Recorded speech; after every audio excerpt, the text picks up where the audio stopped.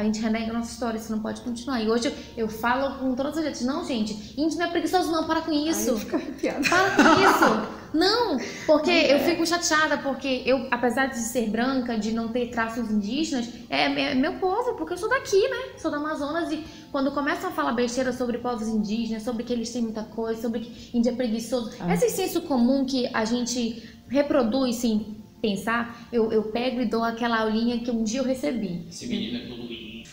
Não, e quando falam que, não, porque parece um índio, a pessoa fica ofendida, não se ofenda, que isso é um elogio. Eu falo da pré-história indígena, que ela me ensinou. Que é maravilhoso. Ai, gente, o que é ter um bom professor? Que os nossos...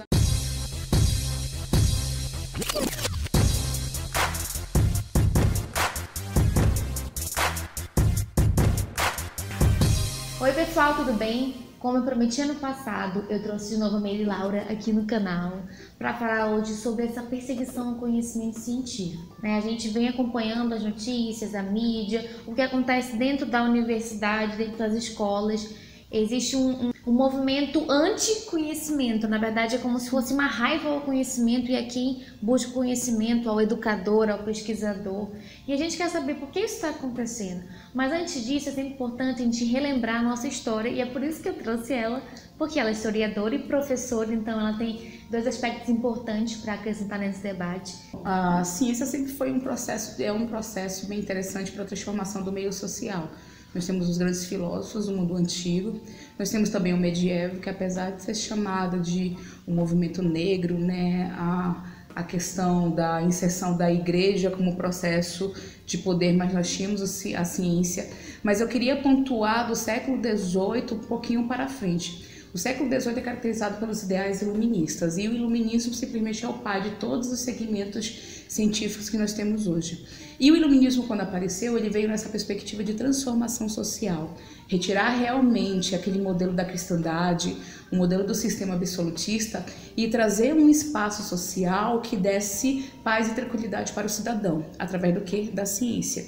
Então a ciência nessa perspectiva é a ciência da paz, é a ciência da transformação. O problema é que séculos se passaram e essa mesma ciência que tinha essa pegada de transformação, ela vai trazer um outro paradigma, que é a Primeira Guerra Mundial. A mesma ciência queria simplesmente humanizar, a mesma ciência que ia trazer a paz, foi a ciência simplesmente dos grandes movimentos bélicos que desencadeou na Primeira Guerra Mundial.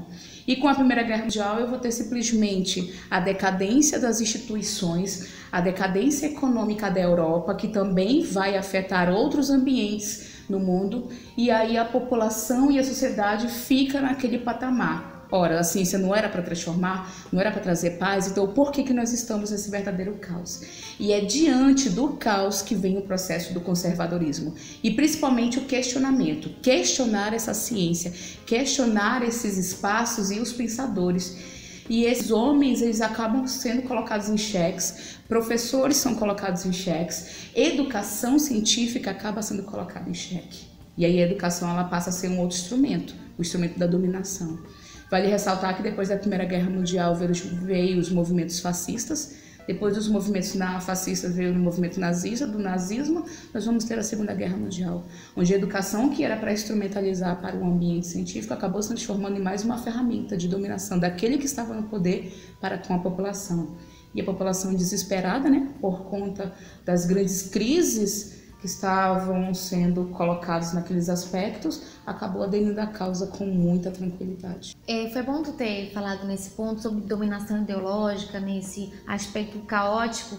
Eu li um livro do Zygmunt Bauman, não sei, falando sobre essas crises humanitárias que acontecem no mundo, essas imigrações em massa, né? E de como os políticos se apropriam desse caos para criar medo nas pessoas. Tipo, vem gente de fora pegar meu espaço no hospital público, roubar meus empregos, sujar a minha cidade. Sujar no sentido humano mesmo. Tem mais pessoas pobres aparecendo, né? Então as pessoas, elas ficam incomodadas com isso e os políticos, é claro que se apropriam desse momento caótico para falar, olha só, temos que construir muros, entre aspas, e literalmente também, né? Isso mesmo, e aí acaba se transformando em ciclos. Talvez seja ciclos curtos, né, de conservadorismo e dominação, onde a população vai se sujeitar a esses princípios tão falidos para a humanidade, ou pode ser ciclos muito longos. Será que esse ciclo que nós estamos passando, ele vai ser curto, médio ou longo? Será que vai tomar, por exemplo, 20 anos da minha vida? 20 anos, por exemplo, de uma juventude que a gente poderia estar produzindo, instrumentalizando adolescentes, jogando esses meninos nas universidades públicas para que possivelmente possam transformar em grandes profissionais? Será que eu vou perder esses 20 anos de trabalho? Isso é importante a gente comentar também, porque recentemente o Ministério da Educação ele anunciou que faria um corte orçamentário, né? Todo órgão público, empresa privada tem um planejamento orçamentário, existe uma quantia X e ela é discriminada para vários setores e vários segmentos, né? E esse corte, ele não vai afetar, por exemplo, o salário de um professor ou de um funcionário técnico. A parte de salários, ela não vai ser afetada. Vai ser afetada a parte patrimonial, isso, e de pesquisa e iniciação científica. Ou seja, o que a gente percebe nesse discurso? Eles vão dizer, não, a gente não vai deixar de pagar ninguém, vai tudo funcionar, mas na verdade a manutenção, o patrimônio, a parte de estrutura física, ela não vai ser mais investida, não vai haver mais investimento para melhorias, e também a pesquisa científica. Então aquele jovem que está entrando hoje na universidade e ele não tem condições de ficar só na universidade, ele precisa sustentar sua casa, né? Existem muitos casos, porque hoje a universidade é composta principalmente de classe C e D, né? Esses jovens, eles precisam ajudar em casa, então o que ele vai escolher? Fazer a pesquisa científica ou trabalhar no distrito, por exemplo? Pois é. Né? E aí a gente vê que vai haver uma perda grande da pesquisa científica, e principalmente do jovem entrando em contato com a pesquisa, com a formulação de hipótese, a pesquisa de campo e o conhecimento científico, né? E não só a classe C e D, a classe A e B também que está na universidade que produz. Eu conheço já vários cientistas que estão se organizando para viajar para a Europa e levar as pesquisas porque não tem mais condições de produzir. E aí vai chegar um dado momento que o Brasil vai estar comprando pesquisa que poderia ser nossa. E aí as pessoas não entendem que 95% das pesquisas brasileiras em qualquer área são produzidas dentro das universidades. Então, universidade pública. Então, esses cortes vão afetar diretamente sua vida. Não é indiretamente, é diretamente. O custo de vida vai aumentar consecutivamente, as crises dentro da área de saúde vai aumentar, educação não posso nem abrir a boca porque os cortes não é somente na universidade. 30% também o orçamento para o ensino básico também será cortado. E aí a gente já vive uma situação muito complicada, porque o investimento em cima do aluno é mínimo no Brasil. E ainda tem esses cortes, a situação vai ficar muito, mas muito séria. E aí também é um alerta para os cientistas que estão na universidade, que é um grande questionamento que eu já fazia já há um bom tempo. Os cientistas eles precisam sair simplesmente da universidade e começar a conversar com a população, com a comunidade. Nossa, isso é importante. Porque é importantíssimo. Enquanto os cientistas não estão conversando com a comunidade, não abre ali um espaço de comunicação mais tranquilo, o conservadorismo está dominando, ele está indo para a periferia, ele está dominando a base. E a base ela é muito importante para a gente. O desenvolvimento dessa população ela é muito importante. Então eu espero sinceramente que esse seja um momento também de analisar os fatores sociais de todos os contextos, seja aquele que está na base, que é a população que vai sofrer mediante esses cortes, os estudantes que serão futuramente profissionais, os professores da área básica mesmo, e dentro das universidades e também os cientistas. Nós precisamos ter um diálogo com a população. Tá? E aí eu vi alguns relatos, eu acho bem interessante, sobre a questão da venda, né, do comércio. Como eles usam a prática da ciência para comercializar e simplesmente vendem mentiras. Não sei se você ficou sabendo do shampoo com DNA, que modificaria o DNA. E aí simplesmente, né, a ala burguesa pegou essa fala do DNA, começou a vender o shampoo começou a vender de forma gritante. E os cientistas não abriram comunicação com a população, dizendo assim, ei, isso é mentira, não há shampoo que vai modificar o seu DNA, não há shampoo.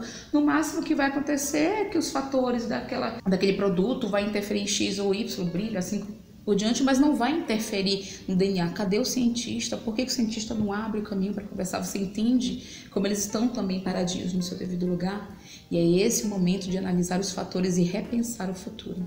E é uma autocrítica à comunidade acadêmica, né? E é uma crítica que eu estou fazendo. Quem faz? Como como profissional. Recentemente, uma aluna do 9º ano perguntou se poderia me citar numa redação. E aí eu achei muito engraçadinho. Ela estava perguntando se eu tinha produzido já algum artigo. Eu disse, sim, já produzi artigos. E aí ela falou assim, como é que eu iria citar a senhora? E aí eu fiquei pensando, meu Deus, mas quantas vezes eu peguei os meus artigos e trouxe para a sala de aula para trabalhar com os meus alunos? Você entende? Como a gente não consegue fazer uma aliança, né, daquilo que é produzido nas comunidades acadêmicas com a base.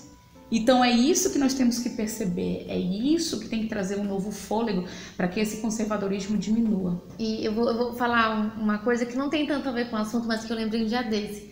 Toda vez que alguém fala sobre a história do Amazonas, eu lembro de ti. Sim. Eu lembro de ti porque a Maria Laura deu aula pra mim, apesar de termos a mesma idade, ela deu aula pra mim no terceiro ano do ensino médio, e ela falava sobre a história do Amazonas. Nossa, como a gente não conhece nossa história. Isso mesmo. A gente não sabe nada, todos nós. E como a gente renega, e como a gente é racista e preconceituoso com a nossa própria história. Isso né? mesmo. E eu lembro tu falando assim, nossa, encontraram cerâmicas da pré-história indígena aqui, no Presidente Figueiredo, tu falando assim com uma... Sabe? Com uma força, com fôlego, porque a gente participou desse processo. Quando as cerâmicas estavam sendo encontradas, eu estava na universidade, então foi aquele meu momento. E é necessário trazer essas informações para a comunidade criar identidade. E eu faço isso em todas as áreas que eu trabalho, desde o 6º aninho até o 3º. A gente tem que construir nossa identidade, a ciência é muito importante. E aí, nós somos os únicos que trabalhamos com a história da Amazônia. Os únicos que fazemos pesquisa diretamente. Estamos aqui gritando, morrendo. As bolsas estão todas desatualizadas, vale ressaltar. O pessoal fala assim, as bolsas são maravilhosas. Não é? Não, está desatualizada em cima da inflação. A gente recebe para sobreviver. E agora, quem é que vai produzir? Quem é que vai fazer trabalho científico em cima da área? E é bom, vamos lembrar aqui que a bolsa, gente... É um valor bem simbólico. É o básico do básico. Então, se você acha que estão mamando, pense de novo, porque a bolsa, até mesmo de um mestrado, doutorado, são bem simbólicas, ainda mais para os dias de hoje, que tá tudo assim, inflacionado mesmo. Então, não pense que eles estão mamando, eles estão produzindo conhecimento. Produzir conhecimento requer muita energia, dedicação e amor, porque só o amor mesmo para conseguir sobreviver com o dinheiro que eles ganham. É no máximo para viagens, caso o aluno viaje. O básico para alimentação só, não dá para fazer mais nada. Por isso que muita gente faz o mestrado trabalhando numa empresa privada, ou seja, se lasca, né? Eu tenho uma amiga que é socióloga e teve que trabalhar numa empresa privada para se sustentar, para conseguir segurar as pontas e fazendo mestrado, e conseguiu, mas assim, eu não falo isso porque como ela é guerreira, eu falo porque é muito difícil pesquisar no Brasil. Você tem que chorar para ganhar a tua bolsa, caramba. Na época que eu ministrava aula para vocês, eu estava nesse processo. Eu fazia mestrado, recebia uma bolsa simbólica, mas eu precisava uma segunda renda porque eu tinha minha família. Tinha minha mãe, tinha meu pai, não tinha ainda meu filho, mas eu tinha simplesmente minha família para ajudar, então não dava. Que bom que você conseguiu trabalhar na escola que eu estudava, porque foi um divisor de águas. Não, é importante a gente falar isso e agradecer, assim, essas pessoas que passam pela nossa vida e que nos ensinam algo diferente. E ela, a Maria Laura, assim, abriu muito a minha mente. Então, se hoje muitos dos colegas enveredaram para outras formas de pensar, mas eu agradeço muito a ela que abriu uma chama ali para mim, para perceber, olha, a gente renega a nossa história, isso não pode continuar. E hoje eu falo com todas as letras, não, gente, índio não é preguiçoso não, para com isso. Ai, eu fico arrepiada. Para com isso. Não, porque eu fico chateada, porque eu, apesar de ser branca, de não ter traços indígenas, é meu povo, porque eu sou daqui, né? Sou do Amazonas, e quando começam a falar besteira sobre povos indígenas, sobre que eles têm muita coisa, sobre que índio é preguiçoso, esse senso comum que a gente reproduz sem pensar, eu pego e dou aquela aulinha que um dia eu recebi. Esse menino é todo índio.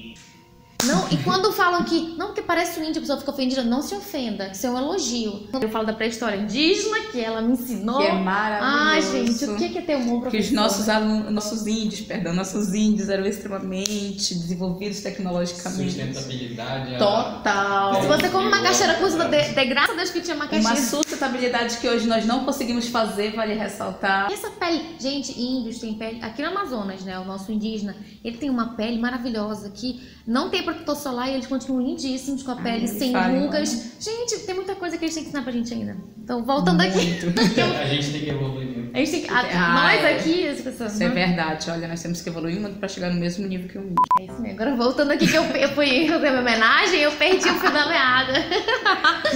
Ser educador no Brasil deve ser eu não sei, porque eu não sou educadora, né? Mas vocês são aqui. E é um desafio todo dia, né? Porque recurso não tem, as pessoas têm preconceito, as pessoas não sabem o que vocês passam, é aluno querendo bater em vocês, é a comunidade carente que vocês têm que atender, você tem que ser... O meu marido falou um dia desse que o professor é também psicólogo, é pai, é mãe, às vezes tem que tirar do bolso o dinheiro para a criança comer mais, porque a merenda não é suficiente, então tem tantos aspectos. É para quem tem realmente amor pela profissão, porque o desafio é muito grande. Eu tenho um ponto positivo, que eu sou muito boa na oralidade. E por ser muito boa na oralidade, eu acabo simplesmente arrumando toda a minha estrutura, né, todos os meus alunos, para tentar ministrar aula. Mas todo santo dia, quando eu entro em sala, eu tenho que pensar muito bem no que eu vou falar, porque eu posso ser mal interpretada mediante a tal conjuntura. Nossa. E é isso mesmo. E essa questão da interpretação, todo mundo fala assim, não, só é de escola particular. Não, é geral. É geral, nós estamos sendo atacados no contexto geral, seja numa escola particular ou seja numa escola pública. Mas assim, outra coisa também que é sorte minha, eu tenho pessoas que gerenciam todo o processo e amenizam os grandes conflitos. Mas eu conheço colegas que infelizmente não tiveram a mesma sorte, que por coisas bem simplórias foram penalizados e a situação está bem triste. Hoje, o professor se transformou em inimigo da sociedade. E é aí que eu gostaria de entender como é que aconteceu esse processo. Sem frescura, Bia, eu ainda estou em processo de análise. Eu quero entender, por exemplo, como é que a periferia, nesse contexto, está avaliando agora o professor como se fosse inimigo. Sendo que é a gente que realmente faz toda a estrutura para que esse menino sobreviva dentro da escola. Por exemplo, neste momento, nós estamos fazendo atividades extras na escola para conseguir dinheiro para comprar simplesmente um bebedouro para os alunos, porque eles não têm onde beber água. Não tem. E aí, por exemplo, eu estou em casa, eu comprei agora um pacotão de pirulito, a gente compra chocolate, compra uma coisa para fazer vendinha, para guardar dinheiro. Para guardar dinheiro para comprar o bebedouro. E é esses mesmos professores que estão guardando dinheiro para comprar um bebedouro para os meninos. E aí, tem a fala do conservadorismo? Tem as falas também do contexto político, tem, mas eu gostaria de entender, e ainda estou nesse processo, onde foi que a gente perdeu esse elo com a comunidade, sendo que ela estava com a gente. E as informações são jogadas, você simplesmente entra nos jornais, né, vai ver simplesmente os comentários, é uma coisa ridícula. Eu não leio mais. Não, porque o professor está lutando pelo seu salário, o professor é egoísta. Pelos privilégios. Privilégios, que privilégio? Você tira dinheiro do bolso para fazer manutenção desse cotidiano dos meninos. Se a gente simplesmente tem que comprar o nosso próprio material, o nosso próprio pincel, se você quer dar uma aula diferenciada, tu tem que comprar os teus mapas e assim por diante. E aí eu ainda tenho que passar por crises econômicas, o meu salário não tem benefícios e ainda passo por todo esse retrocesso na educação. Que privilégios são esses? E é esse momento que eu queria entender, mas eu acho que como historiadora eu vou ter que esperar um pouquinho, né, para depois avaliar de fato. Nossa. Bom, a gente terminou o vídeo hoje sem uma resposta. Na verdade, a resposta é que a gente continue estudando, observando e nunca deixar de questionar, né? Porque esse é o objetivo. Até a nossa morte, a gente está sempre questionando as coisas. Não, o questionamento não naquele sentido de birra. O questionamento no sentido de entender os porquês, entender os contextos e aí depois fazer sua própria análise, porque eu não trago aqui os convidados para dizer que vocês pensem assim, eu trago para vocês pegarem essas falas e sozinhos procurarem outras fontes, outras informações, né? Eu não quero doutrinar ninguém, né? Que as pessoas usam muito essa palavra hoje em dia. Eu quero que a partir disso, esse start, vocês prossigam aí E aproveita também o vídeo para chamá-los, né? Para trabalhar conosco na base, voltar para a periferia, analisar a situação, entrar nas escolas. Eu acho que é esse momento da gente sair do nosso conforto e ir para a luta. Isso é fato. E isso não é uma discussão política, não, é uma questão de sobrevivência. Porque na conjuntura que nós estamos, infelizmente, nós vamos ter uma decadência muito grande e vamos beirar para níveis assim surreais. Quem ainda não conseguiu fazer essa análise, é melhor fazer, sair do seu conforto e ir para a luta, porque todas as classes serão atacadas nesse momento. Infelizmente, esse vídeo a gente vai ter que terminar nessa perspectiva. Então eu te agradeço novamente, é sempre bom te ter aqui no canal. Sim. E na vida, né? Porque são coisas assim que vão ficar para sempre, né? Momento de nostalgia aqui, né? Obrigada, é isso, pessoal. Se inscrevam no canal, deem seu like, comentem, que é muito bom ouvir o que vocês acharam do conteúdo, as opiniões de vocês, é muito legal. Seja opinião, tá? Nada de atacar o coleguinha. Beijo, tchau.